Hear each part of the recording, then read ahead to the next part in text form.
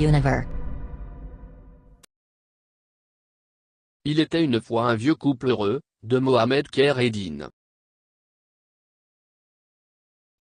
Le titre, Il était une fois un vieux couple heureux. Le titre nous met dans une situation de confusion et de rêve. Nous avons l'impression qu'il s'agit d'un conte magique, ou plutôt que le livre fera l'objet d'un conte, qui prendra en charge la narration d'une histoire fabuleuse dont un couple fut heureux malgré sa vieillesse. Un titre qui fait l'objet de plusieurs hypothèses de lecture. S'agit-il d'un récit magique? Où on raconte l'aventure d'un héros à la recherche de sa bien-aimée? Y a-t-il des événements fantastiques? Des adjuvants? Des opposants qui donnent au récit ce goût de danger suspensif? De quel couple s'agit-il? De quel bonheur? Quand et comment ce couple vieux fut-il heureux?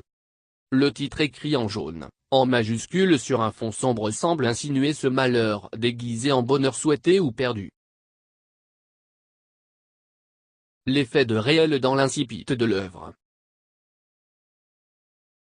Ancrage spatio-temporel, la vallée est un endroit important qui contient les décombres des anciens et les nouveaux bâtiments modernes des riches. L'espace ici est un espace double, qui met en valeur les ruines oubliées en le comparant aux édifices modernes. Le temps reste imprécis dans la mesure où nous n'avons pas de date exacte, depuis son retour au pays. Le souk hebdomadaire tous les mercredis. Présentation du personnage essentiel.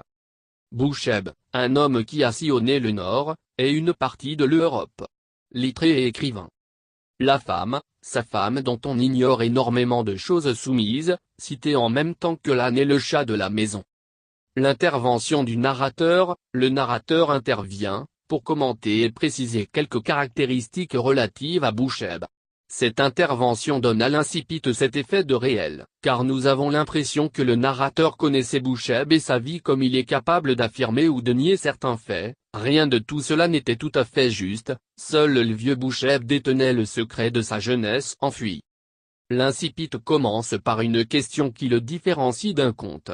Il s'agit d'un récit qui raconte une histoire ordinaire d'un vieux couple, et non d'un récit merveilleux où le fantastique et l'imaginaire font la règle. La fonction de l'incipit.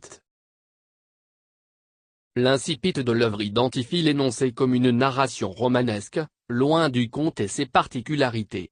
Ainsi, l'incipit détermine la nature du texte à lire, car il s'agit bel et bien d'un roman maghrébin.